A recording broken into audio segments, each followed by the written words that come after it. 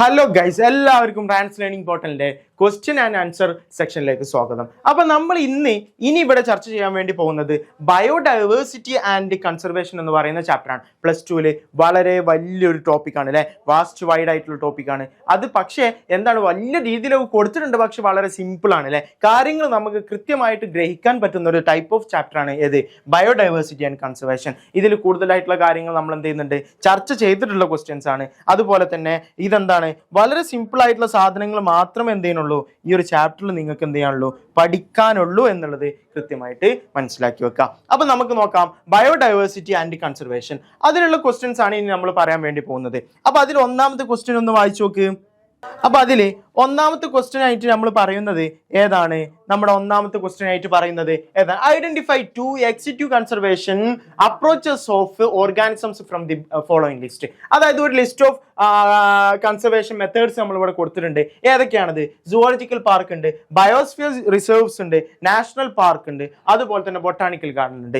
അപ്പൊ ഇതിൽ നിന്ന് എക്സിക്യൂട്ടീവ് കൺസർവേഷൻ മെത്തേഡ്സിന്റെ 2 സാധനങ്ങൾ നിങ്ങൾ എന്ത് ചെയ്യണം, അതിൽ നിന്ന് പിക്ക് ഔട്ട് ചെയ്യണം. അപ്പൊ അത് ഏതൊക്കെയാണെന്നുള്ളത് കൃത്യമായിട്ട് നോക്കുക. എക്സിക്യൂട്ടീവ് കൺസർവേഷൻ ആണ് അല്ലെ, അതായത് അവരുടെ ആവാസ വ്യവസ്ഥയിൽ നിന്നും മാറ്റിയിട്ട് നമ്മൾ എന്ത് ചെയ്യാണ്, നമ്മൾ അവരെ കൺസർവേഷൻ നടത്താണ്. അപ്പൊ അതിലേതൊക്കെയാണ് ഉണ്ടാവുക, ഒന്നാമത് സുവോളജിക്കൽ പാർക്കാണ്. Zoological park is an example for executive conservation. അപ്പൊ അതിൽ സുവോളജിക്കൽ പാർക്ക് എന്ന് പറയുന്ന സാധനം അതിന് എക്സാമ്പിൾ ആണ്. അതുപോലെ തന്നെ ഇതിൽ ബൊട്ടാണിക്കൽ ഗാർഡൻ എന്ന് വിളിക്കുന്നതും എന്താണ്, എക്സിക്യൂട്ടീവ് കൺസർവേഷന് എക്സാമ്പിൾ ആണ്. അപ്പൊ കൃത്യമായിട്ട് പഠിച്ചിരിക്കേണ്ട ഒന്നാമത്തെ ക്വസ്റ്റ്യൻ വളരെ സിമ്പിൾ ആണ്. എക്സിക്യൂട്ടീവ് കൺസർവേഷനും ഇൻസിറ്റ്യൂട്ടീവ് കൺസർവേഷനും അല്ലെ, ഇൻസിറ്റ്യൂട്ടീവ് കൺസർവേഷനും പഠിച്ചിരിക്കണം, എക്സിക്യൂട്ടീവ് കൺസർവേഷനും കൃത്യമായിട്ട് മക്കൾ പഠിച്ചിരിക്കണം. അതിന്റെ എക്സാമ്പിൾസും കാര്യങ്ങളും എല്ലാം നിങ്ങൾ എന്ത് ചെയ്തിരിക്കണം, അവിടെ മനസ്സിലാക്കിയിരിക്കണം. അപ്പൊ ആ ഒരു ടോപ്പിക് എന്ത് ചെയ്യുക, കൃത്യമായിട്ടൊന്ന് വായിച്ചിട്ട് മാത്രം എക്സാമിന് പോവാ. ഇനി അടുത്തത്, the given illustration shows evil quartet of biodiversity loss. അതായത് ഈവിൽ ക്വാർട്ടറ്റ് അല്ലെ, നമ്മുടെ ഈവിൽ ക്വാർട്ടറ്റ് എല്ലാവർക്കും അറിയാവുന്ന സാധനമാണ് അല്ലെ. ബയോഡൈവേഴ്സിറ്റി ലോസിന് കാരണമായിട്ടുള്ള 4 കാര്യങ്ങൾ അല്ലെ, ഈവിൽ ക്വാർട്ടറ്റ് എന്ന് വിളിക്കുന്ന 4 കാര്യങ്ങൾ നമുക്ക് അവിടെ എന്ത് ചെയ്യാനുണ്ട്, നമുക്ക് പഠിക്കാനുണ്ട്. അപ്പൊ അതിൽ ഏതൊക്കെയാണ് ബയോഡൈവേഴ്സിറ്റി ലോസിന് കാരണമായിട്ടുള്ള ഈവിൽ ക്വാർട്ടറ്റ് എന്ന് വിളിക്കുന്നത് ആരൊക്കെയാണ് എന്നുള്ളതാണ്.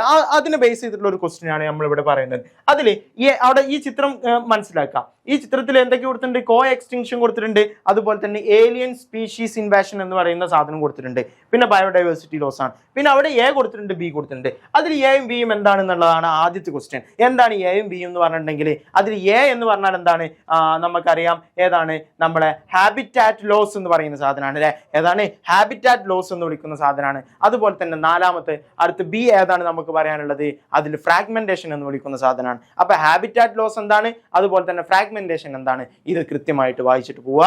അതുപോലെ തന്നെ നമ്മുടെ കോ എക്സ്റ്റിങ്ഷൻ കൃത്യമായിട്ട് വായിച്ചിട്ട് പോവുക. ഏലിയൻ സ്പീഷീസ് ഇൻവാഷൻ നിങ്ങൾ കൃത്യമായിട്ട് വായിച്ചിട്ട് പോവുക. അപ്പൊ അതില് ബി ക്വസ്റ്റ്യൻ, രണ്ടാമത്തെ ക്വസ്റ്റ്യൻ ആയിട്ട് കൊടുത്തിട്ടുണ്ട്, explain co extinction and alien species invasion എന്ന് വിളിക്കുന്നത്. കോ എക്സ്റ്റിങ്ഷൻ എന്ന് പറഞ്ഞിട്ടുണ്ടെങ്കിൽ നമുക്ക് എല്ലാവർക്കും അറിയാവുന്ന സാധനമാണ്. കോ എക്സ്റ്റിങ്ഷൻ എന്ന് പറഞ്ഞിട്ടുണ്ടെങ്കിൽ എന്താണ്, നമ്മുടെ അപ്പൊ അതില് കോ എക്സ്റ്റിങ്ഷൻ എന്ന് പറഞ്ഞിട്ടുണ്ടെങ്കിൽ നമുക്കറിയാം, നമ്മുടെ ഏതെങ്കിലും ഒരു സ്പീഷീസ് അല്ലെ, ഇപ്പൊ നമ്മുടെ ഫിഷസ് നമുക്കറിയാവുന്ന സാധനമാണ്. അതായത് ഈ ഫിഷസ് നമ്മൾ യൂസ് ചെയ്യുമ്പോൾ, ഫിഷസിനെ നമ്മൾ വളർത്തുന്ന സമയത്ത് നമ്മൾ എന്ത് ചെയ്യാണ്, അതിനുമായി ബന്ധപ്പെട്ടുള്ള പാരസൈറ്റുകൾ ഉണ്ടാവില്ലേ. ഇപ്പൊ ഒരു വലിയ ഫിഷ് ആണെങ്കിൽ അതുമായി ബന്ധപ്പെട്ടുള്ള കുറെ പാരസൈറ്റിക് ആയിട്ടുള്ള ഫിഷസ് ഉണ്ടാവും. അപ്പോൾ ഈ ഒരു ഫിഷ് എന്ത് ചെയ്യാണ്, അതിന്റെ ഇൻവാഷൻ അല്ലെങ്കിൽ അതിന്റെ ബയോഡൈവേഴ്സിറ്റി ലോസ് നടക്കുന്ന സമയത്ത് എന്താണ് സംഭവിക്കുന്നത്, അവിടെ അതിന്റെ പാരസൈറ്റുകൾ കൂടെ എന്ത് ചെയ്യും, ചത്തുപോകുന്ന ഒരവസ്ഥയിലേക്ക് വരും. ഇപ്പൊ നമ്മൾ അവിടെ ഒരു എക്സാമ്പിൾ ആയിട്ടൊക്കെ പറയാന്നുണ്ടെങ്കിൽ നമ്മൾ ഡോഡോ ഫിഷ് അല്ലെ, ഡോഡോ ബേർഡ് ഒക്കെ എന്ത് ചെയ്യുന്നുണ്ട്, അവിടെ ബയോഡൈവേഴ്സിറ്റി ലോസ് സംഭവിക്കുന്ന, എക്സ്റ്റിങ്ക്റ്റഡ് ആയിരിക്കുന്ന സമയത്ത് അതുമായി ബന്ധപ്പെട്ടിട്ടുള്ള ഒരു പ്ലാന്റ് ഉണ്ടായിരുന്നു. ആ പ്ലാന്റ് എന്തായി, എക്സ്റ്റിങ്ക്റ്റഡ് ആയി പോയി. അങ്ങനത്തെ കേസുകളാണ് നമ്മൾ എന്ത് വിളിക്കുന്നത്, കോ എക്സ്റ്റിങ്ഷൻ എന്ന് വിളിക്കുന്നത്. ഒരു സ്പീഷീസ് എക്സ്റ്റിങ്ക്റ്റഡ് ആയിരിക്കുന്ന സമയത്ത്, എക്സ്റ്റിങ്ഷനിലേക്ക് പോകുന്ന സമയത്ത് അതുമായി ബന്ധപ്പെട്ടിട്ടുള്ള സ്പീഷീസുകളും എന്താകുന്നുണ്ട്, ഇതുപോലെ എക്സ്റ്റിങ്ക്റ്റഡ് ആകുന്നുണ്ട് എന്ന് ആ ഭാഗത്ത് എന്ത് ചെയ്യുക, കൃത്യമായിട്ട് മക്കൾ മനസ്സിലാക്കി വെക്കുക. ഇനി അതേപോലെ തന്നെ ഏലിയൻ സ്പീഷീസ് ഇൻവാഷൻ. അപ്പൊ അതില് ഒരു എക്സാമ്പിൾസ് ഒക്കെ നമ്മൾ പറയുന്നുണ്ട്. എന്താണ് അതിലുള്ള എക്സാമ്പിൾ ആയിട്ട് നമ്മൾ പറയുന്നത്, അതില് നമ്മുടെ ചിച്ച്ലഡ് ഫിഷിനെ കുറിച്ചിട്ട് നമ്മൾ പറയുന്നുണ്ട് അല്ലേ.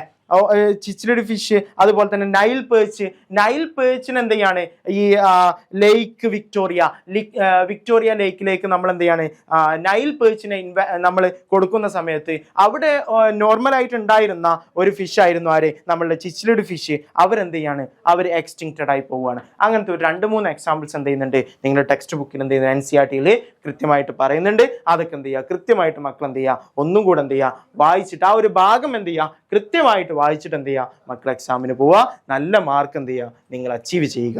ഇനി അടുത്തതായിട്ട് നമ്മൾ പറയുന്നു ഓവർ എക്സ്പ്ലോയിറ്റേഷൻ എന്ത് ചെയ്യാനുണ്ട്, നിങ്ങളവിടെ പഠിച്ചു വെക്കേണ്ട ഒരു ടേം ആണ്. ഓക്കെ, ഇനി അടുത്ത ക്വസ്റ്റ്യനിലേക്ക് പോവാണ്. അടുത്ത ക്വസ്റ്റ്യൻ നോക്കിക്കോ. Biodiversity can be described at 3 levels of biological organisations. Mention 3 levels of biological diversity. ഏതൊക്കെയാണ് ബയോളജിക്കൽ ഡൈവേഴ്സിറ്റി എന്ന് പറയുന്നത്? നമുക്കറിയാം, ജനറ്റിക് ഡൈവേഴ്സിറ്റി ആണ്, രണ്ടാമത്തത് സ്പീഷീസ് ഡൈവേഴ്സിറ്റി ആണ്, മൂന്നാമത്തത് എക്കോളജിക്കൽ ഡൈവേഴ്സിറ്റി ആണ്. ഇങ്ങനെ 3 ബയോളജിക്കൽ ഡൈവേഴ്സിറ്റി ആണ് നിങ്ങൾക്ക് എന്ത് ചെയ്യാനുള്ളത്, നമ്മുടെ ടെക്സ്റ്റ് ബുക്കിൽ പഠിക്കാനുള്ളത്. ഏതൊക്കെയാണ്? ജനറ്റിക് ലെവൽ, സ്പീഷീസ് ലെവൽ, പിന്നെ ഇക്കോളജിക്കൽ ലെവൽ. ഇങ്ങനെ 3 ലെവൽസ് ഓഫ് ബയോളജിക്കൽ ഓർഗനൈസേഷൻ നമുക്ക് എന്ത് ചെയ്യാനുണ്ട്, അവിടെ പഠിക്കാനുണ്ട്. ഓക്കെ അല്ലേ, റെഡി അല്ലേ? ഇനി അടുത്ത ക്വസ്റ്റ്യനിലേക്ക് അതിൽ who popularized the term biodiversity എന്ന് പറയുന്ന ടേം പോപ്പുലറൈസ്ഡ് ചെയ്തിട്ടുള്ള സയന്റിസ്റ്റ് ആരാണ്? നമ്മുടെ എഡ്വേർഡ് വിൽസൺ എന്ന് പറയുന്ന സയന്റിസ്റ്റ് ആണ്. ആരാണ്?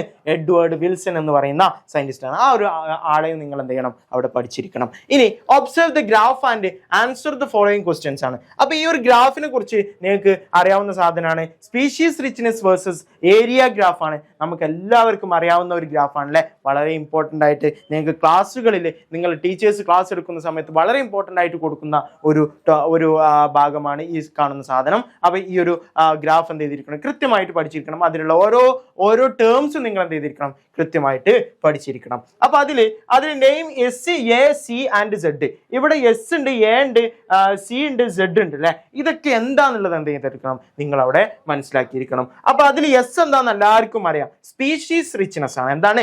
സ്പീഷീസ് റിച്ച്നെസ് ആണ്. എ ഏരിയ എന്ന് പറയുന്ന സാധനമാണ്. Z slope of the line അല്ലെങ്കിൽ റിഗ്രഷൻ കോഎഫിഷ്യന്റ് എന്ന് വിളിക്കുന്ന സാധനമാണ് അല്ലെ. റിഗ്രഷൻ കോഎഫിഷ്യന്റ് എന്ന് വിളിക്കുന്ന സാധനം. ഇനി സി എന്താണ്? വൈ ഇന്റർസെപ്റ്റ് എന്ന് വിളിക്കുന്ന സാധനമാണ്. അപ്പൊ ഇത്രയും കാര്യങ്ങൾ എന്ത് ചെയ്തിരിക്കണം, അതിന്റെ എക്സ്പ്ലനേഷൻ എന്ത് ചെയ്തിരിക്കണം, നിങ്ങൾ അവിടെ പഠിച്ചിരിക്കണം. ഇനി അടുത്തിൽ ബി ക്വസ്റ്റ്യൻ നോക്കിക്കോ. ബി ക്വസ്റ്റ്യൻ എന്താ പറയുന്നത്? Name the scientist who explained species area relationship കൊടുത്തിട്ടുള്ള അല്ലെങ്കിൽ അതിനെക്കുറിച്ച് എക്സ്പ്ലനേഷൻസ് കൊടുത്തിട്ടുള്ള ആള് ആരാണ്? സയന്റിസ്റ്റ് ആരാണ്? നമ്മുടെ അലക്സാണ്ടർ വോൺ ഹംബോൾട്ട് എന്ന് വിളിക്കുന്ന ആളാണ് അല്ലെ. അലക്സാണ്ടർ വോൺ ഹംബോൾട്ട് എന്ന് വിളിക്കുന്ന സയന്റിസ്റ്റ് ആണ്. അപ്പൊ ഇത്രയാണ് നിങ്ങൾ ആ ഭാഗത്ത് എന്ത് ചെയ്യാനുള്ളത്, നിങ്ങൾ മനസ്സിലാക്കിയിരിക്കാനുള്ളത്. ഇനി നമുക്ക് explain the levels of biodiversity. നമ്മൾ പറഞ്ഞിട്ടുണ്ട് genetic level, species level, ecological level. ഈ 3നെ കുറിച്ചിട്ട് നിങ്ങൾ എന്ത് ചെയ്തിരിക്കണം, കൃത്യമായിട്ട് NCERT ടെക്സ്റ്റ് ബുക്കിൽ എന്തൊക്കെയാണോ പറയുന്നത് ആ കാര്യങ്ങളെല്ലാം മക്കൾ എന്ത് ചെയ്തിരിക്കണം, കൃത്യമായിട്ട് വായിച്ചിട്ട് മാത്രമേ എക്സാമിന് പോകാൻ പാടുള്ളൂ. അപ്പോൾ നിങ്ങൾക്ക് നല്ലൊരു മാർക്ക് ആശംസിച്ചുകൊണ്ട് ഞാൻ നിർത്തുന്നു. Good bye.